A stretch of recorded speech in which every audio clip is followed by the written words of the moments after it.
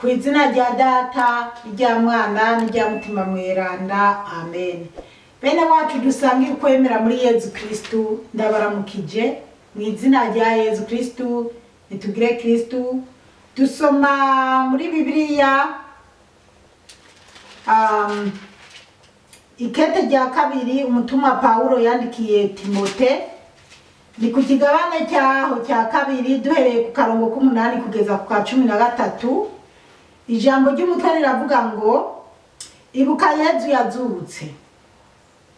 Ibuka Yezu Kristu yazutse mu bapfuye, yamuka ku rubyaro rwa Dawudi, nk'uko inkuru nziza nigisha ibivuga.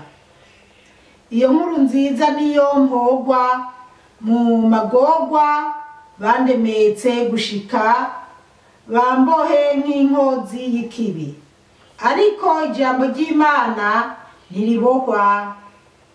Nico gituma byose ndiko ndabirinda kubw'abatowe, kugira ngo nabo bashikire ubukiriro buri muri Kristu Yezu hamwe n'ubuninahazwa bw'amaho. Iri jambo ni iry'ukwemerwa, nitwaba twapfanye nawe tuzobaho turi kumwe nawe, nitwaba twarindanye nawe amagorwa tuzosangira kandi ubwami nawe, nitwaba twamwihakanye nawe azotwihakana, nitwaba twaramuhemukiye we aguma ari intahemuka kuko adashobora kwihakana wenyene. Bene wacu muri Kristu Yezu, iri ni ijambo ry'Imana, dushimiye Imana. Aleluya, amen, aleluya, aleluya, amen. Bana b'Imana, ijambo ry'umutwe tuzirikana rivuga ngo ibuka Yezu yazutse. Ibuka Yezu yazutse ni ijambo ry'amahoro, ni ijambo ry'umwizero, ni ijambo ryo kwizigira. Twibuke Yezu yapfuye hanyuma akazuka. Akarongo k'umunani kavuga ngo ibuka Yezu Kristu yazutse mu bapfuye. Ibuka Yezu Kristu yazutse mu bapfuye, yamuka ku muryango wa Dawudi. Ngo yamuka ku muryango wa Dawudi. Dawudi turamuzi mu bitabo, umwami Dawudi n'umuhungu we Salomo. Nk'uko inkuru nziza nigisha ibivuga, ngo nk'uko inkuru nziza ibivuga. Iki ni igitabo cya Timote, ariko yari Paulo yandikiye Timote ariko aramubwira, hari ibyo ariko aramubwira, nibyo natwe turiko turumva, nibyo ariko aratubwira ko tukwiye kwibuka Yezu yazutse. Haleluya, amen. Icenda, iyo nkuru nziza niyo mpogwa mu magorwa bandemetse gushika bambohe nk'inkozi y'ikibi, ariko ijambo ry'Imana ntiribohwa. Ngo iyo nkuru nziza ngo niyo ngwahogwa, ngo kugeza aho bamuboha nk'inkozi y'ikibi. Buriya rero Paulo, hari bimwe twagiye twiga kuri Paulo, kandi twari mu gitabo, turiko turiga igitabo cy'ibyakozwe n'abatumwa. Turumva aho Paulo yari karigisha, twagiye twumva ngene hamwe baza bagumuka. Twarumvise Etene, Efezi n'ibindi mu byakozwe n'intumwa. Icyo gitabo turiko turakizirikana. Mugabo uyu munsi Yezu Kristu yashimye ko dusangira aya majambo, ubwo umukama hariho impamvu yashimye ko ariyo dusabikanya. Rero Paulo yazize Yezu Kristu. Paulo baramutoteje bamuhora Yezu Kristu, ariko araremesha Timote, ariko aramubwira ko yoza atekereza ingene Paulo yahamwe, yaboshwe, yahungabanijwe kubera Yezu Kristu yazutse. Yapfuye, yishwe na twebwe abantu n'abasogokuru bacu, ariko nyuma akazuka. Aranavuga ngo ariko ijambo ry'Imana ntiribohwa, kubera ko baramuboshe, baramutoteje, ariko yavuze ati ijambo ry'Imana ntiribohwa. Ijambo ry'Imana naho byomera gute, naho byomera gute ngo n'ibiti ngo n'amabuye ngo naho twebwe abantu tutovuga ngo ibiti n'amabuye byo rivuga. Ijambo ry'Imana rero ntiribogwa, Imana yaramaze kuvuga kandi ijambo ryayo ryaramaze gukwira isi kuva Yesu yaravuye mu ijuru ariwe ijambo ry'Imana rigakwira isi yose. Ni ikimenyetso gikomeye. Ntabwo rero ijambo ry'Imana ryobogwa. Paulo baramuboshe na jewe zipora bombo hati wowe ibyo wigisha we reka kuvuga uwo Yesu kuko nyine hari abantu nyine muhura wavuga Yesu bakakugwiza n'ubusa, babona wambaye amashapure bakumva kuri umunyedini nyene uri mu katolika wemera Imana gutyo ugatotezwa. Ariko naho bo gutoteza bakakubuza kuvuga ijambo ry'Imana ntiribogwa. Kandi kujya abamaratiri b'Ubuganda n'abandi bamaratiri n'abandi bantu bage bapfira Imana bavuga ati reka kuvuga Yesu hanyuma tuguha amahoro, bakavuga toya nopfumapfa. Niryo jambo rero ry'Imana ridashobora kubogwa. Abakiriye Yesu naho imbunda yo bimeze gutya ntibashobora kwemera gushira hasi ijambo ry'Imana. Baguma bavuga ati jewe ndiyemera ndi umwana w'Imana, sishobora kubesha, sishobora kuvuga ibitari byo, sishobora kuza gushinja umuntu ibitari byo, nyene akemanga Yesu. Tugume rero twibuke Yesu yazutse. Haleluya, amen. Umukama Yesu nahangama imyaka yose. Aho turabandanya 10. Nico gituma byose ndiko ndabirinda kubw'abatowe kugira ngo nabo bashikire ubukiriro buri muri Kristo Yesu hamwe n'ubuninahazwa bw'amaho. Haleluya, amen. Ngo Paulo ngo nico gituma byose ndiko ndabirinda ngo kugira batowe, kugira abo nigisha, kugira intama z'Imana, kugira abanyumva bumva nyene ko Yesu yapfuye akazuka kubera twebwe. Paulo ntiyatinya kuvuga ijambo ry'Imana yemye. Ndababwiza ukuri, hari igihe nyene gishika noneho n'ibintu binagaragara. Umuntu yari yizeye Imana agata kwizera Imana. Hari abantu noneho akarorero, hari abantu bemera Imana. Hariho nk'abantu Imana yagiriye neza baragira muri ibi bihugu byo hanze. Bari abantu bemera Imana tukiri muri Afrika. Barashaka bamwe ari n'abapasteri canke n'abapatiri. Mugabo bageze hano mu bihugu biteye imbere gake barabivamo. Mbere ukumva muri ko muraganira ho kugira atumbereze neza inzira y'Umukama, ariko aragerageza kukumve jewe abantu baze barambabarira ariko nikomeze. Hari igihe uhura n'umuntu wumva ko ari umuntu w'Imana kabisa, w'umukozi w'Imana avuga inkuru nziza, mugabo kumva ngo wayashango burya ngo erega ngo Imana ngo burya ngo Imana wavuze dukundane ngo ubwo ariko aragutereta. Jene ukuri Imana yo mwijuru idutabare cyane. Kandi hari igihe mba ndiko ndatera inkuru n'abandi badamu canke n'abandi bantu, ugasanga bamwe bariko barashigikira bacanke bimeze uko. Je bavuga ati burya abantu b'abamama batagira abagabo baba bafise amasekrete menshi. Ukumva bariko baravuga nk'umugabo runaka n'umunyamahoro niyocinye umugabo bimwe. Je ndakubwira abadamu ati umugabo wawe yinjiye mu nzu uzoza umenya ati n'umugabo wanje ratasi canke turi kumwe. Ariko niyarenga umuryango asohotse ngo agiye ku kazi canke agiye uramusengera gusa umenye ati umugabo wawe niyataha arataha umwakire nk'umugabo wawe. Ariko ibyo agiyemo ntabyuzi. Abagabo batabagore babo bakagenda ku bagore.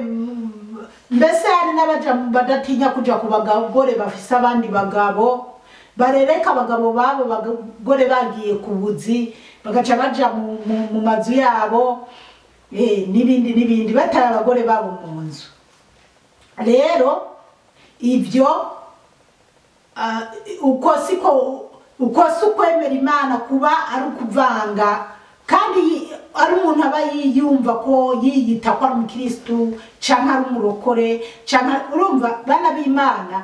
Igihe turimo umuntu wese nukuraba mu mutima wiwe, nukwiye no gushingira umuntu intahe ngo n'umuntu ngo arimo neza oya, kuko hari abantu bashobora kwaduka ko n'ibintu utari ubyiteze wari uzi ko ari abantu b'abanyamahoro. Rero umugabo Paulo we yavuga ati naraboshwe kubera Yesu Kristu, ndatotezwa, ariko ibyo byose ndabirinda kugira nkomeze no kugira nigishe abandi bakomere. Rero aho turi hose uruzi neza ko uri umukristu canke uri umuntu wemera Yesu Kristu, ntukagira abantu bagutesha umurongo, ntukajane n'ibyisi. Irya video duheruka kuraba, mbega bajya bari bafise ibintu vya mirenge, hajya harimo amazu y'abantu b'abagwizatunga yabomokeyeyo, bari bafise amamiliyaridi n'amamiliyari, canke batoza amahera buri kwezi canke buri ndwi zibiri, amamogeje mu Kirundi abari barafashe amakredi, canke se sinzi ukuntu nobisigura, ariko mumve hajya hatikiriye ibintu byinshi. Niyo mpamvu waba uri umubose gute, waba umeze gute, dukwiye kwama twicishije bugufi, tukarinda amagorwa nk'ayo Paulo yarinze, tugahagarara ku ijambo ry'Imana, kubera umwanya n'isaha umuntu arapfa. Apfuye nabi ni mu muriro udahera, apfuye neza ni mu ijuru. Rero bana b'Imana, twumve inyigisho Paulo abwira Timote, natwe tuzidufashe tuzigendereko. Aha twari ku umurongo wa 10, twari turiko turaraba ngo nico gituma byose ndiko ndabirinda kubw'abatowe, kugira ngo nabo bashikire ubukiriro buri muri Kristu Yesu. Yarinda ayo magorwa kubera abantu bari baratowe, akavuga ati ninabata nkahunga kuko ndiko ndatotezwa. Abatowe canke abo ndiko ndigisha gukomera muri Yesu Kristu baza barigisha bavuge Yesu, bazoca bahungabana, kuko usomye inkuru za Paulo yarageze hatotezwa arababazwa, ariko yagumye ahagaze neza.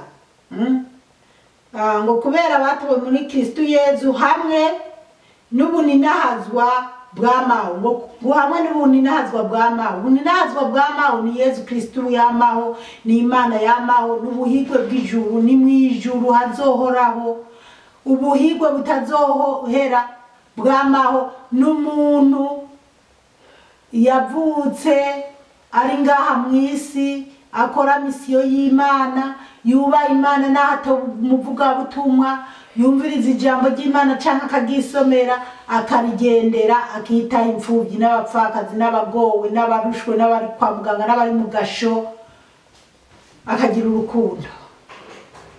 Tubyige natwe tumere nka Paulo.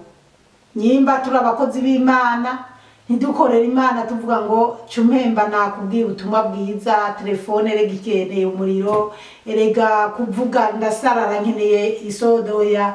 Raba uri umukozi w'Imana, raba kuri kurakora by'ukuri. Hariho n'ababa bakeneye wanashaka amazi yo kunywa, ariko banza urabe neza ko urimo neza, si ugutoteza abantu, si ukubacinyiza, si ukubashaka kw'indonke.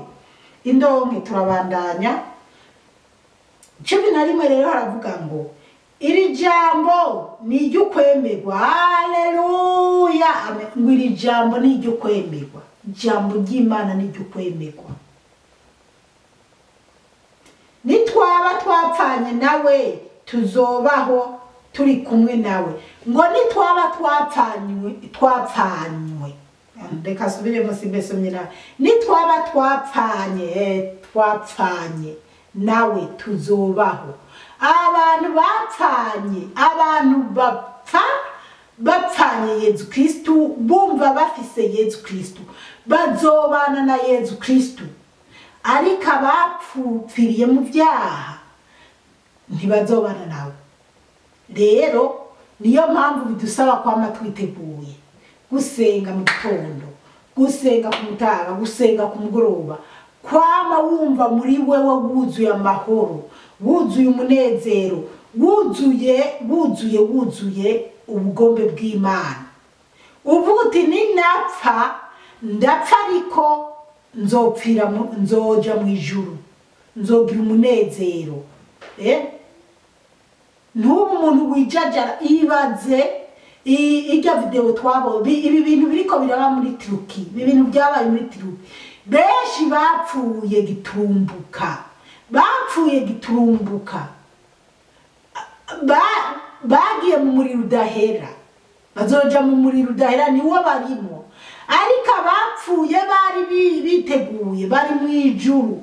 Bajya abantu twabonye nababwiye ati ibihumbi 7,500 nababwiye bari bamaze gupfa uyu munsi. Anyway, kubera ntegura video zingahe nko ku munsi umwe, ubwo nariko uyu munsi ni kuwa gatatu, nariko ndabikurikirana kuwa mbere, hanyuma kandi uyu munsi iyi video nayirekuye azoba ari kuwa gatanu canke azoba ari kuwa Mungu mbese canke kuwa mbere. Rero muze mwumve ko ari video nari nateguye imbere y'indwi. Rero abantu 7,500 kandi bari bagifurura barondera bapfuye. Hari n'umukinyi w'umupira numvise akomeye nawe bataratora, ubwo nyene nawe ari yoba yaguwe ko nibyo bizo. Rero abo bose twovuga 7,000 dufata 7,000 canke 7,500, kuko nabajya 10,000 bakomeretse bari mu bitaro, bari mu ma emergency, hajya haba hari n'abarembye. Nubu harimo abariko barapfa, baguma bapfa, abandi nabo bakazo bakumbure. Hari nabo bakurayo baraguwe ku bintu mugabo bakamukura yakimuzima kubera Imana. Rero mwabajya abantu barenga 7,000 twovuga ko bose bagiye mu bwami bw'ijuru? Oya. Canke bari hahandi bagitegerereje mugabo heza? Oya. Benshi narabibabwiye, benshi hari abari mu mabwate. Hari gihe uca ahantu ukabona abantu bamwe bari mu mabwate bariko baratamba, bariko bariryohera, bambaye ubusa. Ushize niyo naciye ahantu yasino bivuga ko birebire, ndarunguruka ndaraba twatwiviriye ahantu mu kirori, hanyuma ndarunguruka ndaraba nyene bariko baratamba mu mabwate. Yo hari herera bari mu mabwate, hariho babandi bariko barakina amafilime y'urukozasoni bibereye mu by'isi. None bajya ani ibyabo bite? Rero niyo mpamvu umuntu yumva koko akeneye kuzoba mu bwami bw'ijuru akwiye kwama yiteguye, kuko tutazi umunsi n'isaha. Imana yo mu ijuru iduhe kubitahura cyane. Aha turabandanya 12 haravuga ngo nitwaba twarindanye nawe amagorwa tuzosangira kandi ubwami nawe. Ngo nitwaba twararindanye amagorwa na Yezu Kristu ngo tuzosangira ubwami nawe. Amagorwa rero turindana. Hari abantu bari mu magorwa bihebura ho kugira ngo bemere gusonza, bagaca bahemuka bakaja mu maraya, canke bagaca bahemuka bagatangura kuyiba, canke bagaca bahemuka bakaza kubeshira abandi, bakaza gukora ibitokoretse. Abo rero byarabananiye kurindana amagorwa na Yezu Kristu. Kurindana amagorwa na Yezu Kristu nuko naho abantu bo gutoteza bashobora kugutoteza bariko baraguhora izina ry'Imana. Hari abandi bakubwira atariko iyo Mana wakurikiye ni nyabaki, ubona uri byujya wabuze ibyugaburira abana. ariko niwaza ubona abantu baguca intege wewe wumva ko wizeye Imana mugabo uyu munsi ukabura ibyo ugaburira abantu ukabura uko ukumva ukabura amahera yo kwa muganga nyamara ayo n'amagorwa yawe na Yezu Kristo ni washobora byose ni ibyo byose biriko birakuba kurabiraba arabiraba wowe ntuhemuke rinda nayo magorwa na Yezu Kristo niba gutoteza ati wowe uravuga Yezu nkande ntucike intege komeza uvuge Yezu kuko burya ndababwire nanjye simba nkwiye kuvuga ijambo ry'Imana kubw'abantu kubera hari abantu banca intege ariko kubera ko nzi icyo navuganye na Yezu nkumva amahoro nkababwira ati mwebwe ni murabe iby'iwanyu je ndabibyanje nije nzi ukuntu mbanye na Yezu nawe nyimba mubanye na Yezu kuko hariho abantu baba bumva ko utoba ufise Imana nk'ukuri kurabivuga nk'uko jewe nkavuga ukuntu Imana inkunda ukuntu Imana yambwiye kuvuga ubutumwa bwiza ubundi muntu akaba yonyiweza akangwiza n'ubusa ko atari ibyo ariko ni genzi ukuntu mbanye n'Imana nawe ni wowe uzi ukuntu banye n'Imana igikuru inshuti yanje bamwe neza ube mu magorwa abantu bagutoteze wigumanire na Yezu hari gihe mpura n'ibigeragezo nkabwira Yezu ibintu byari byangendeye kunuka ariko ndagushima ko ntababaye kandi ndagushima ko nzi ko noneho jewe igihe cyari cyo cyose naho abantu baba bariko barancokoza canke bariko baragira iki nkabana ndinze ndaba ku rutoke kandi ndabona ku ntoke zanje impeta umunezero cyusanzara numva nkaca numva amahoro ngira hari n'igihe baba bariko barankekeza abantu bambira ngo yango nawe ngo mugabo ngo hari ibyo uvuga ngo bitari byo canke